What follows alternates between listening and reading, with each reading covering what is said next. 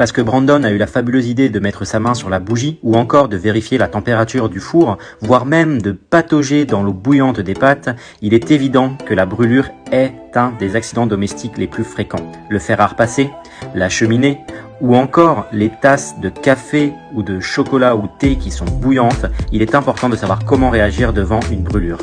En cas de brûlure, la première étape est d'éloigner la victime de la source de chaleur. Deuxièmement, l'objectif est de refroidir la brûlure immédiatement. Pour ceci, utilisez la règle des 15.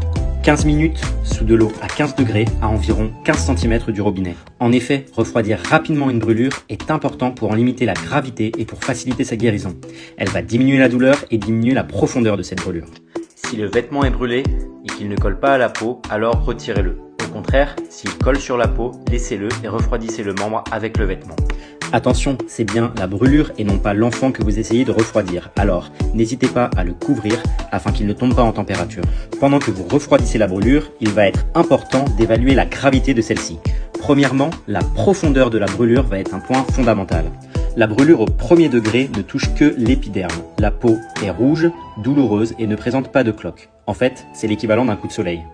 La brûlure du second degré, elle, touche l'épiderme et le derme. Elle est reconnaissable car la peau est recouverte de cloques contenant du liquide clair. La brûlure au troisième degré touche, elle, l'hypoderme. La peau est reconnaissable car elle est noire et cartonnée. Attention, paradoxalement, l'enfant ne présentera pas de douleur car les racines nerveuses seront atteintes. Après avoir évalué la profondeur de la brûlure, l'important va être d'évaluer la surface cutanée touchée.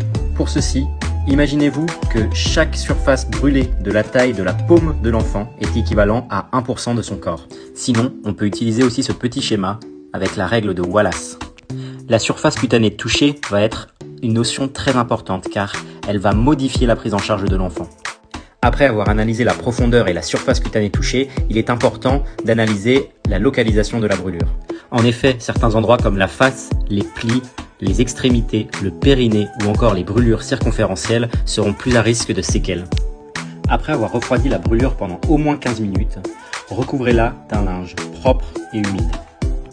N'appliquez rien sur la brûlure en première intention et ne percez pas les cloques s'il y en a. Ah oui, autre petit tips, si vous êtes victime d'un incendie et que votre enfant court avec des flammes sur ses vêtements, alors arrêtez-le, allongez-le par terre et faites-le rouler, en essayant d'éteindre les flammes avec des vêtements ou des couvertures. Pour la suite de la prise en charge, n'hésitez pas à donner un antidouleur type paracétamol à votre enfant, en attendant un avis médical plus précis. Les brûlures du premier degré sur une surface minime pourront se traiter à la maison.